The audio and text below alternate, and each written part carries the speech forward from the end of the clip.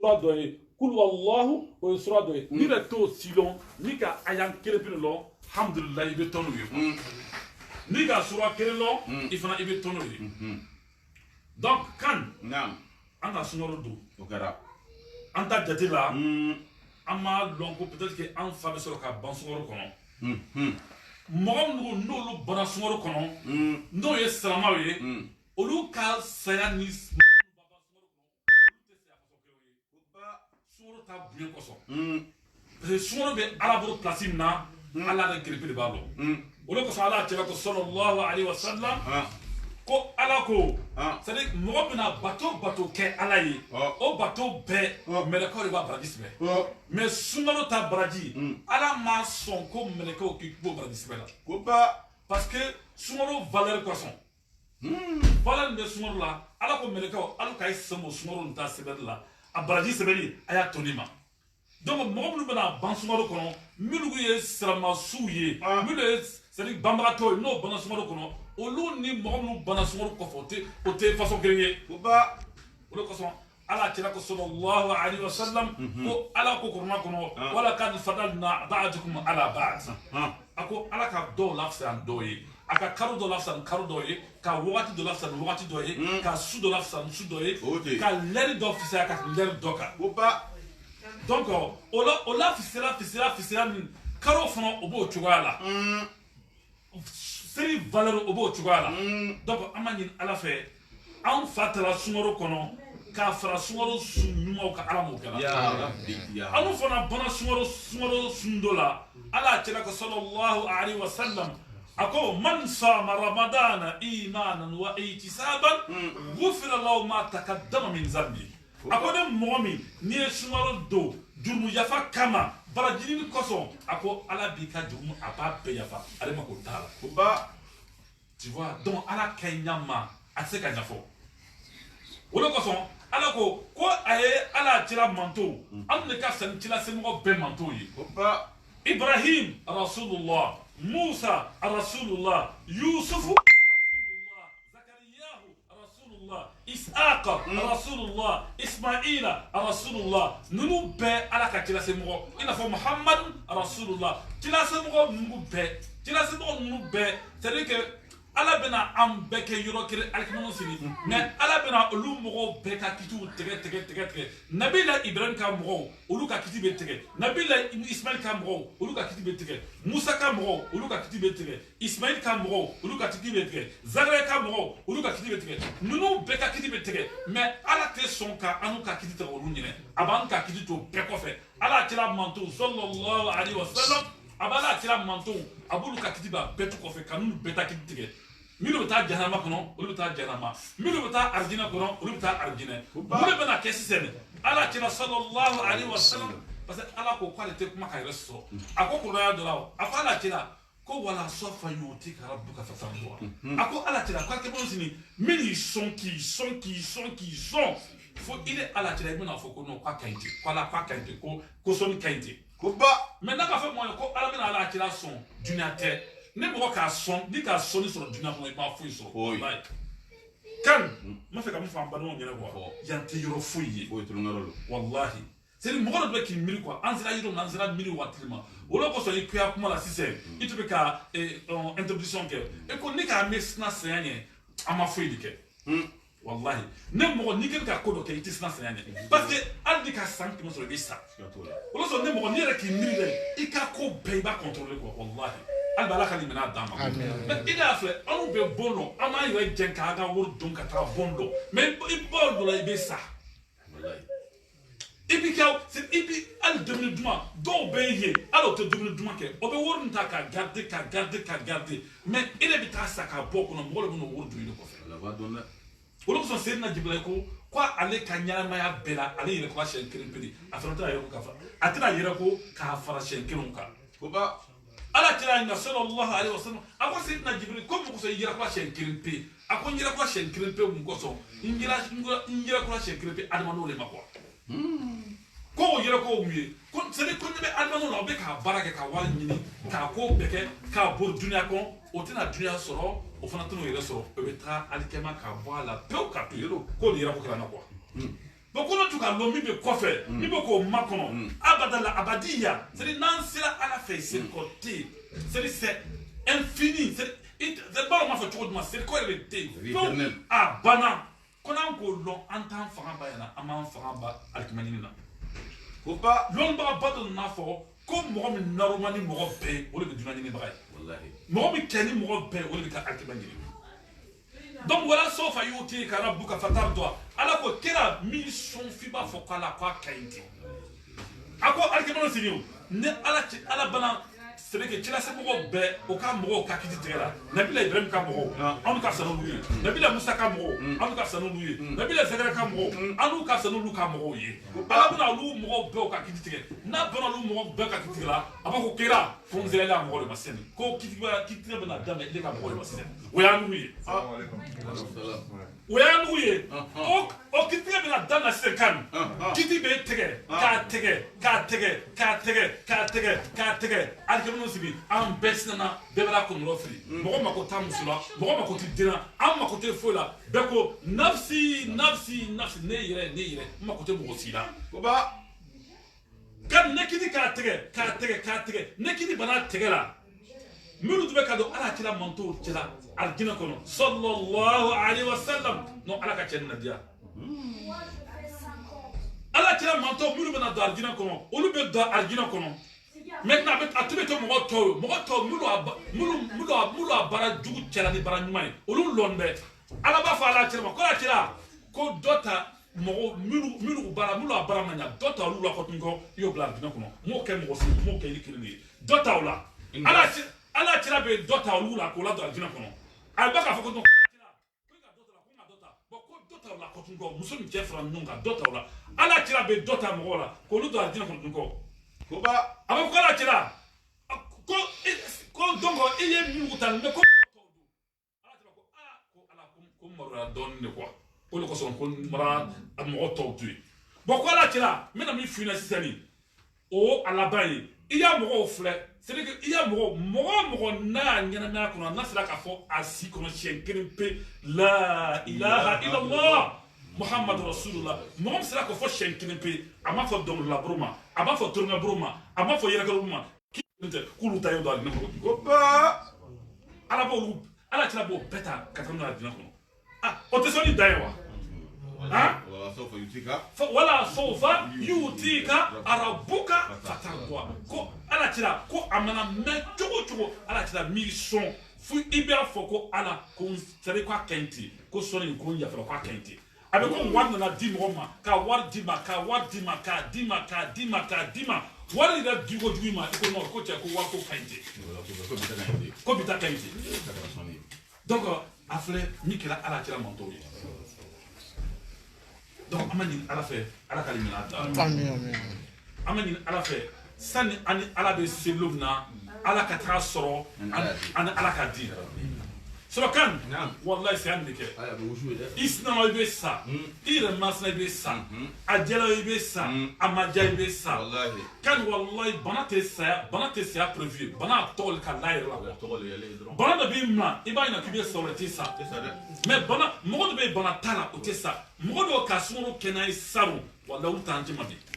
do re sara sumoro kono do sara sumoro damla do sara sumoro makono la angu flani mogote mbese ni brokota ko sangore ko na kayira o mogote wallahi otama bebrake dans la tori donc il est grand temps comment jando en yere la ko amani ala fait albi ka ani ala chebe ala mokela amen mais kan mina kuma mogo sabaka o mogo sabaw olu ka do ka di ala ni mogo pay ko ba mogo saba lu ka do ka di ala ka di mogo pay o mogo saba pe mo jeni ko ouais moye mogo mina yesuno ala koso wallahi kan sun ka di ala chugumna ala de ko mogo te sun jallo ale fe na le kente ko ba idam na ko la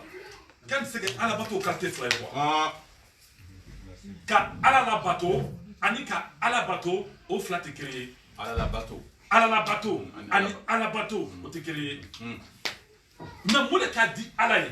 mo be ala bateau amuna kuma ko kɔfɛ ka ala bato o mun de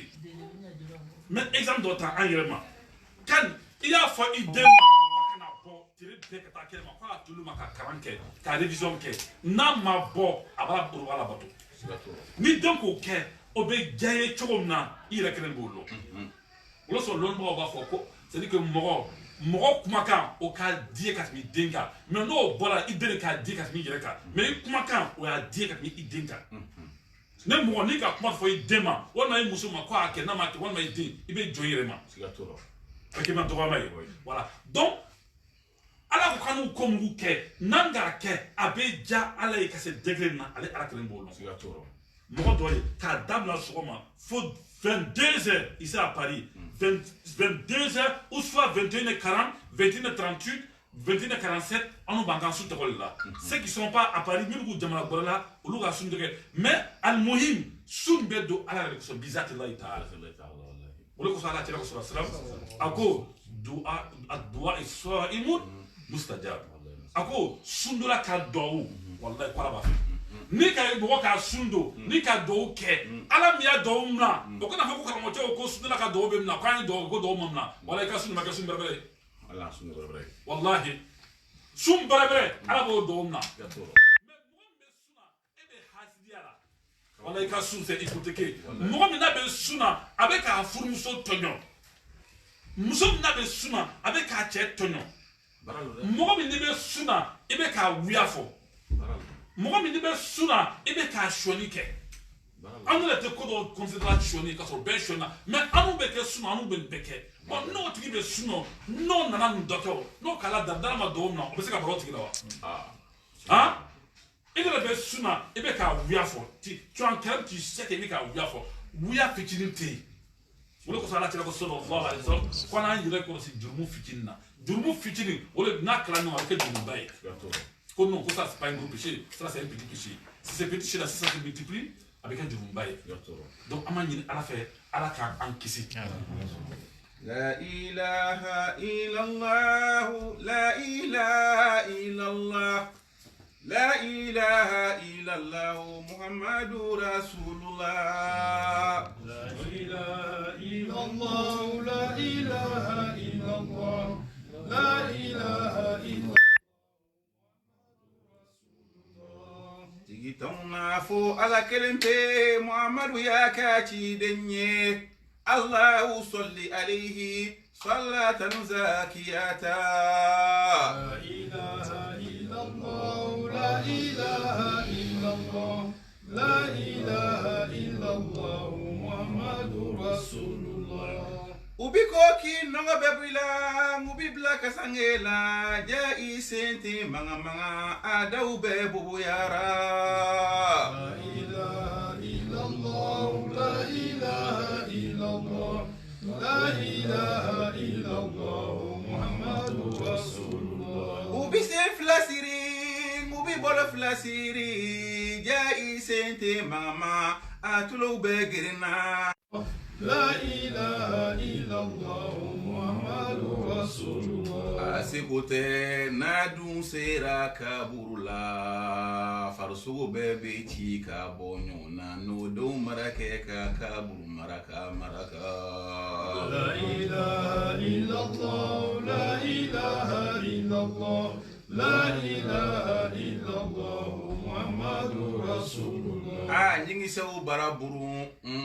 Jatoli la kaba Alebu bebra kel bla kenema Jamoni te foye ma foye ke islamaye. La ilaha illallah, la ilaha illallah, la ilaha illallah, Muhammadur Rasulullah. Naun sona on bebita kilingili naun yeremaso on bebita kilingili. La ilaha illallah, la ilaha illallah, la ilaha illallah, Muhammadur Rasulullah. La ilaha illallah, la ilaha illallah, la ilaha illallah, Muhammadur Rasulullah. Jazakallahu khair. Albi ala ka kaburu nɔgɔya an ye. Minnu taara an ɲɛfɛ ala ka kaburu nɔgɔya an ye. Kan ne ka don mɔgɔ kɔnɔ anw tɛna sa c'est mɔgɔ miira tɛ saya la o de kosɔn an bɛ ka saya kɛ an teri ye n ka wajibi dɔ la n ko mɔgɔ tɛ sa mɔgɔ de tɛ sala yɛrɛ mais mɔgɔ bɛ bɔ yɔrɔ dɔ la ka taa yɔrɔ dɔ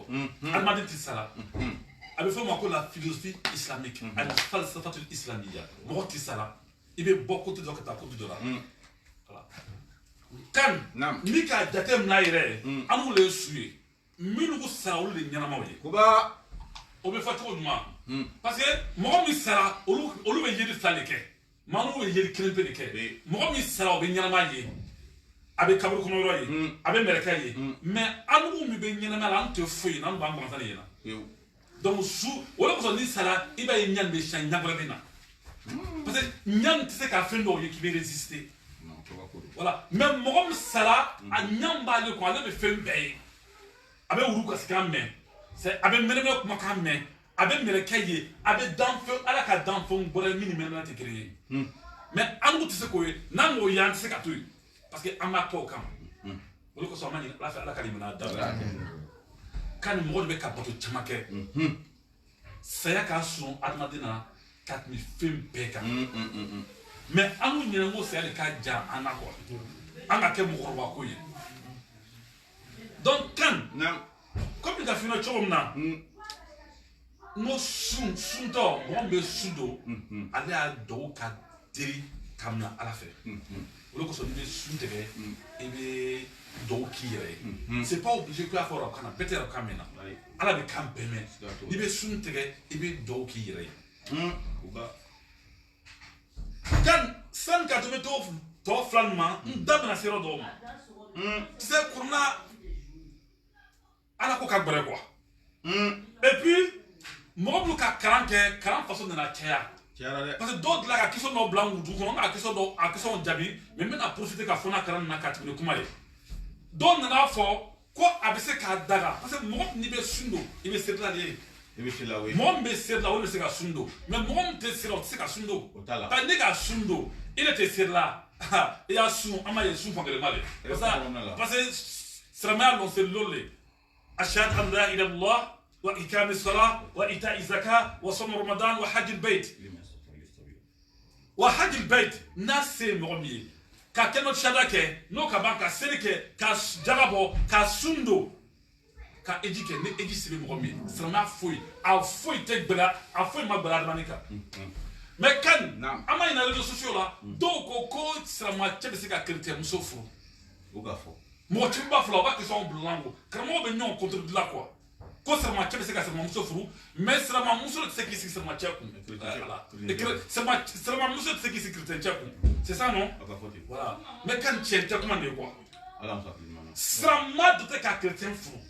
silamɛ cɛ dɔ tɛ ka chrétien furu silamɛ muso dɔ tɛ k'i sigi chrétien cɛ kun ni bɛɛ ye kelen ye walahi parce que karamɔgɔ dɔ o bɛ kuma fɔ mɔmu de tɛ miiri ko conséquence ma quoi ne bɛ mɔgɔ lɔn olu ka chrétien muso furu o ka san 40 kɛ furu la san 40 kɛ ni furu la chrétien muso furu kɔfɛ den bɛɛ kɛra chrétien cɛ kelen bɛɛ kɛra silamɛ ye mais ala dɔ ko kuruna kɔnɔ ko ya ayyuhal lazina amanu qu anfusakum wa ahlikum nara wa qudduha an-nas wal ijara alayha malaikatu shiddat la yasna Allah ma baran wa yaf'alu ma yumarun ko mɔgɔ minnu an ka wuli minɛna ko aw yɛrɛ c'est a y'aw yɛrɛ kila tanga k'aw yɛrɛ la kisi a n'aw ka denbaya bɛɛ ka bɔ janama tasuma n'a la minɛfɛn bɛ lɔgɔ kurun c'est a ta kurun na o de bɛ adamaden ani jinɛ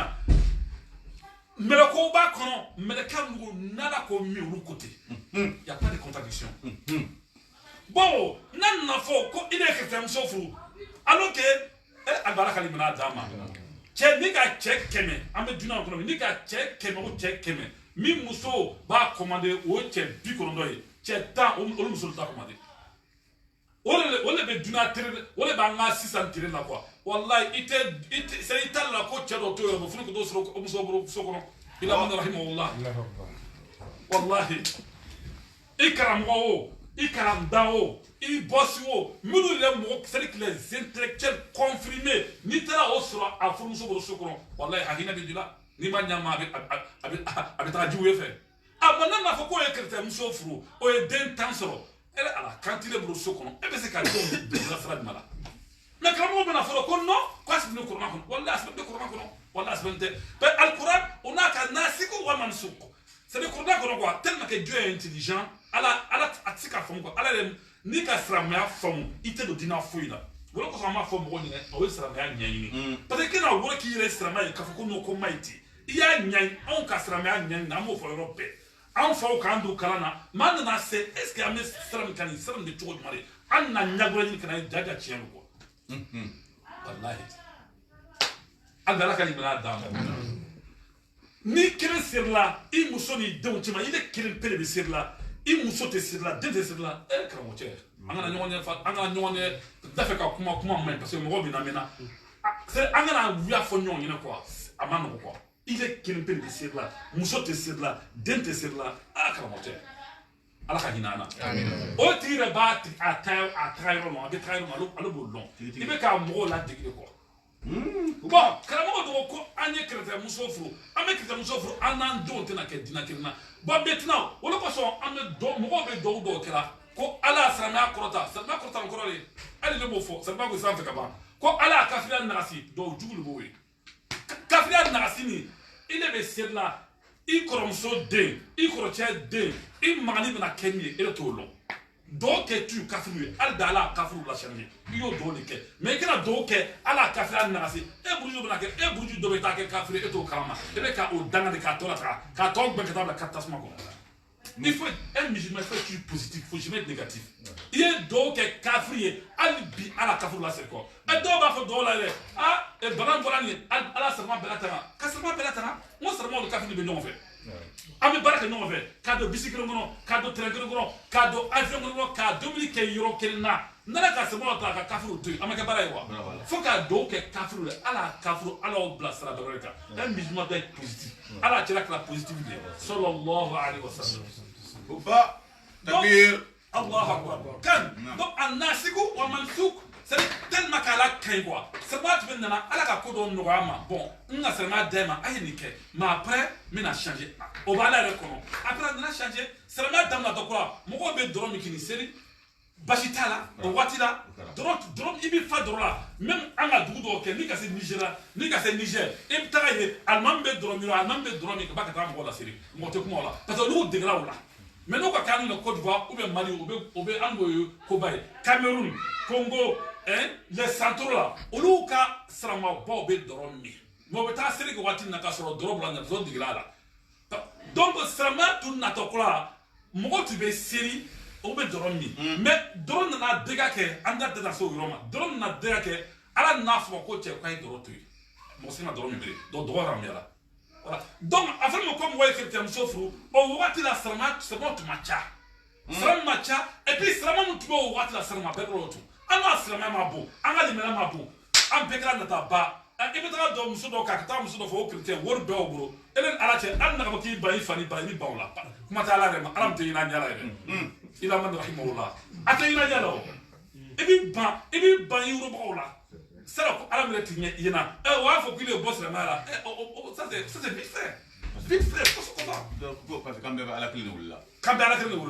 an an fra do yo boss la mala katra kacha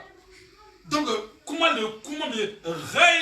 c'est-à-dire que غير صحيح tiente ka foko sarma chay kirte musofru o wati timna ando on so be demro lufru amuso le bonambro amba lufru ba kam ta mo gorota mo lufranga a tek andi sakre kayre sali ide bla on kroto la mi ye ne kuma shma tola ina akana misla o me so maske ta mo gorota kana o fege ko ayna decision ke che ite dina re don gaire ma albaraka ni nada donc kaira mola unaka nasiku unaka manso ala ka kuma do fo premier abaraka na do che ka boy bokon gal le fo bon ay kana kebiri ay ni ke donc amani akala ka fo no ba kan donc mon ka do ka di alay ne mo be wole suntoy ki to sun kono anika sundere watila même ma fla mo do ni ne suna ni ne ka lon vraiment itina c'est mo do olu toyrema do rebe wiya ba fla ko fole ale la tse ki tona ma wiya fo ale tse ka kuma ni wiya ma fo donc ni ne ka rebe te suno ye trebe ka suno la c'est wati ka c'est seri ala ni ka suno bra ko bra yisbe parce que ni ka ito ni rebe la wiya fo ni la iso ko te wiya fo Ouais, parce que deux parents ouverts là, allez là ce côté. Non, ma ouvert fallait te voir le son. Et t'as pas ouvert folie. Ah, donc et là, à fois quand les soudre halala. Hein? Alors les malades dama. Kan comme wati manja, amena kuma la tira. Mon ka dawi jabi, amro flana, o mie. Al imam Adi. Al-Mam Tirni. Al-Mam Tirni. Alors les malades dama. Al-Mam Tirni ka dogo. C'est-à-dire que Al-Mam na Tirni, o ka dogo. Al-Mam do be ne worti bro atiki akola ere. Amu le koko ame ala fe, mais ne worti seulement Al-Mam do atiki akola.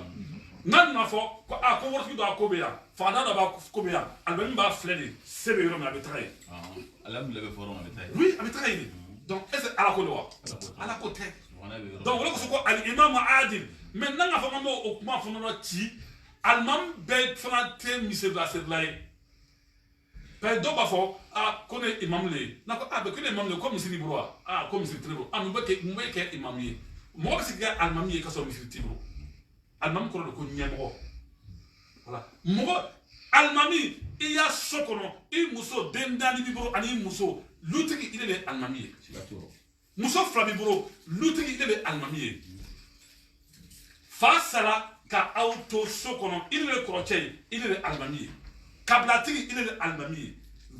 hein dugutigi ile le almami almam musoma be almam chebabi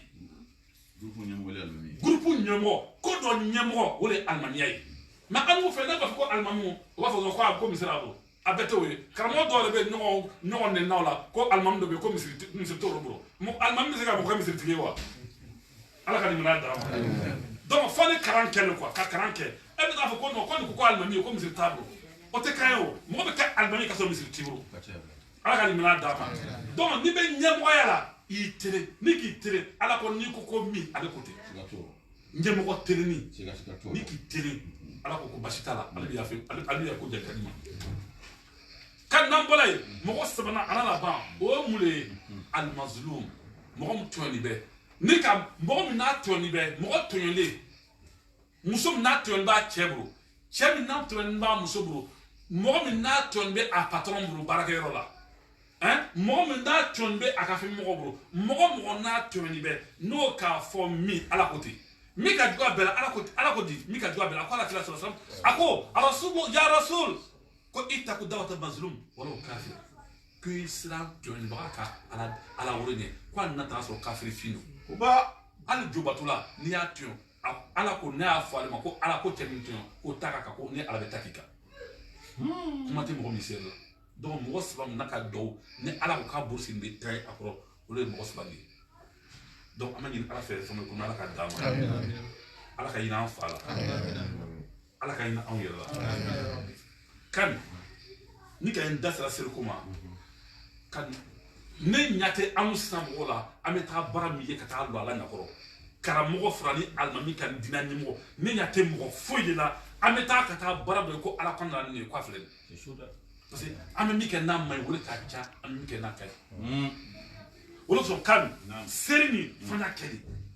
andi ya de wallahi fana ke nanga ke aka cha la fe ameko do dabla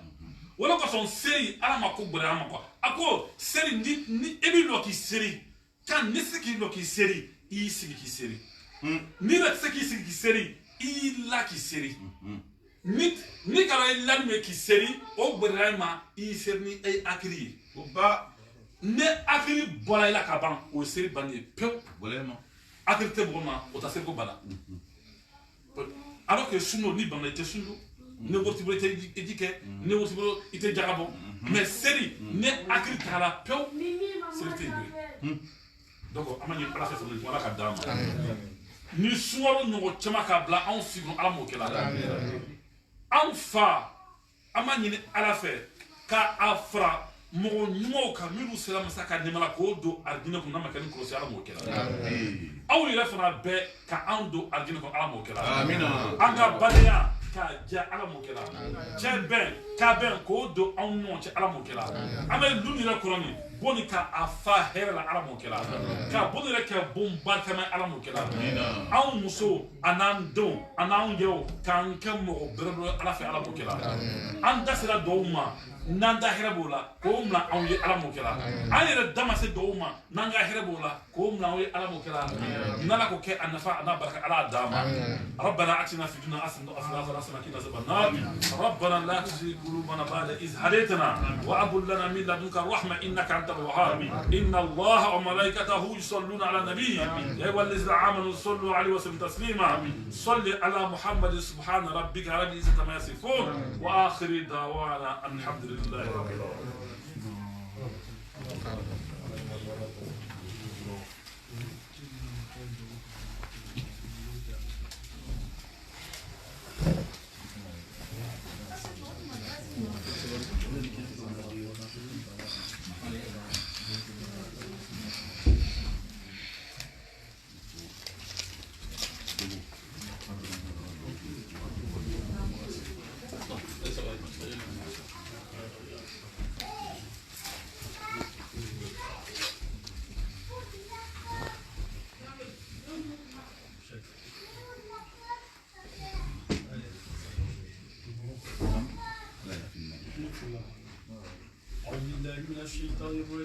آمين. أدعو بسم الله الرحمن الرحيم. آمين. لله رب العالمين. آمين. الرحمن الرحيم. آمين. مالك يوم الدين. آمين. إياك نعبد وإياك نستعين. آمين. اهدنا الصراط المستقيم. آمين. صراط الذين أنعمت عليهم. آمين. غير المغضوب عليهم ولا الضالين. آمين. بسم الله الرحمن الرحيم. آمين. اللهم اشرح بالصلاة عليه صدورنا. آمين. ويسر بها أمورنا. آمين. واغفر بها همومنا. آمين. واكشف بها غمومنا. وقض بها ديوننا. واصل بها أحوالنا. وبلغ بها آمالنا. وتقبل بها توبتنا. واغسل بها حوبتنا. وانصر بها حجتنا. وطهر بها ألسنتنا. وآنس بها وحشتنا. وارحم بها غربتنا. واجعلها نورا بين أيدينا ومن خلفنا وعن أيماننا ومن شمائلنا ومن فوقنا ومن تحتنا وفي حياتنا وموتنا وفي قبورنا وحشرنا ونشرنا وذلا يوم القيامة على رؤوسنا وأكل بها يا رب موازين حسناتنا وأدم بركاتها علينا حتى نلقى نبينا وسيدنا محمدا صلى الله عليه وسلم ونحن آمنون مطمئنون فرحون مستبشرون تفرق بيننا وبينه حتى تدخلنا مدخله وتاوينا إلى جواره الكريم الذين أنعمت عليهم من النبيين والصديقين والشهداء والصالحين حسن أولئك رفيقا اللهم إنا آمنا به صلى الله عليه وسلم ولم نره فمتعنا اللهم في دارين برؤيته وثبت قلوبنا على محبتي واستعملنا على سنتي وتوفنا على ملتي واشرنا في زمرتي الناجية وحزبه المفلحين وانفعنا بمن طوت عليه قلوبنا من محبتي صلى الله عليه وسلم يوم لا جد ولا مال ولا بنين أوردنا حوضه الأصفى واسقنا بكأس الأوفى ويسر علينا زيارة حرمك وحرمي من قبل أن تميتنا وعدم علينا الإقامة بحرمك وحرمي صلى الله عليه وسلم أن نتوفى اللهم إنا نستشفع به إليك إذ هو أوجه الشفاء إليك ونقسم به عليك إذ هو أعظم من أقسم بحقه عليك ونتوصل به إليك إذ هو أقرب الوسائل إليك نشكو إليك يا رب قسوة قلوبنا وكثرة ذنوبنا وطول أعمالنا وفساد أعمالنا وأنك يصلنا للطاعات وهجومنا على المخلفات فلمن مشتكى إليه أنت يا رب بنا نستنصر على أعدائنا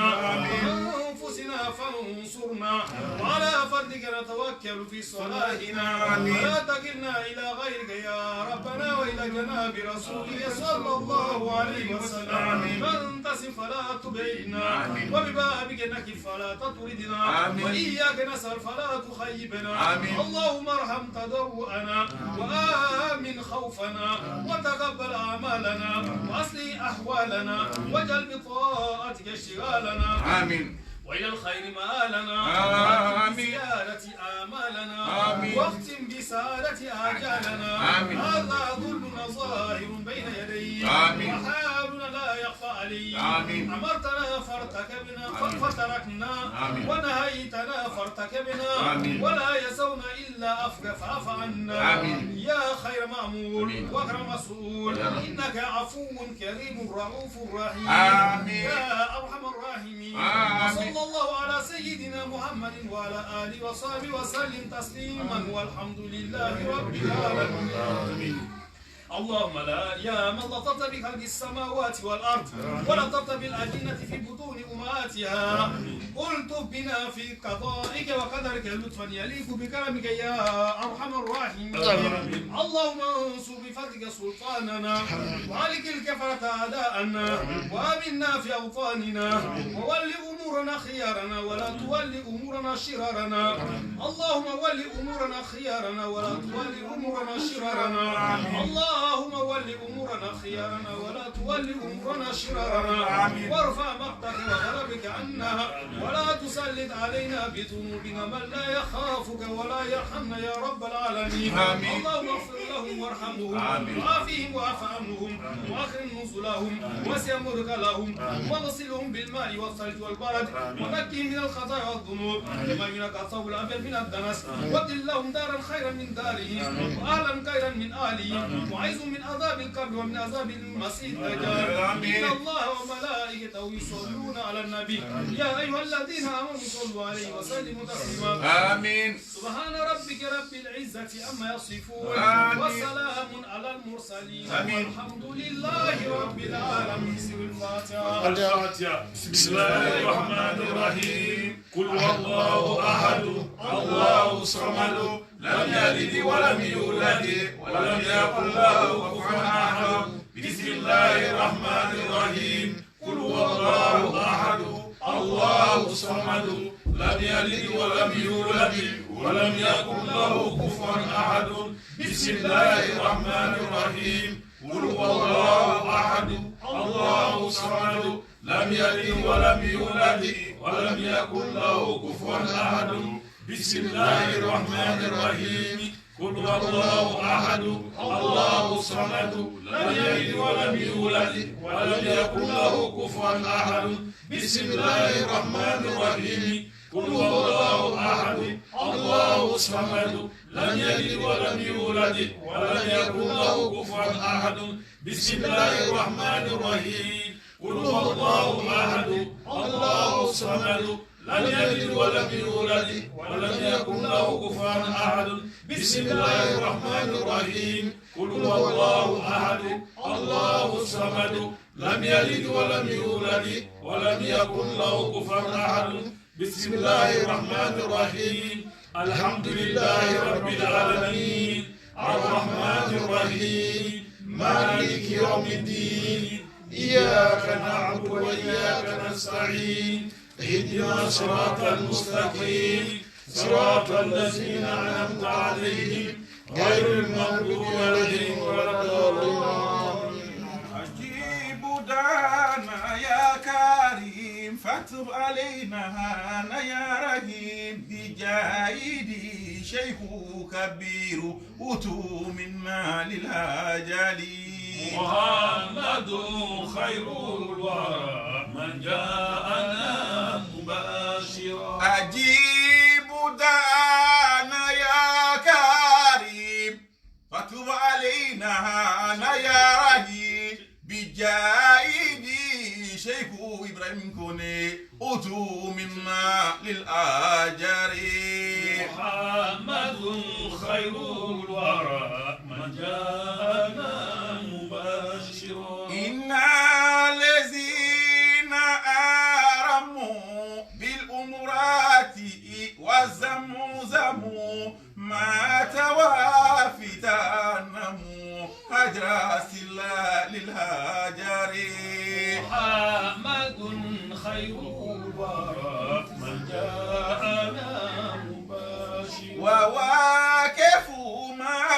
رفعت آلهات سيها ثم استجاب لدعوى للمضرب للمستفري محمد خير الورى من جاءنا مباشرا ودائها وموزرا ذي الإذا مزاخر محمد خير الورى من جاءنا مباشرا محمد خير الورى من جاءنا إن شاء الله الحمد لله رب العالمين بلا جنين نغني كفوة كفم يكون من دم على ما كلا كلام كلا يا ربي كمن تلو دم على آمين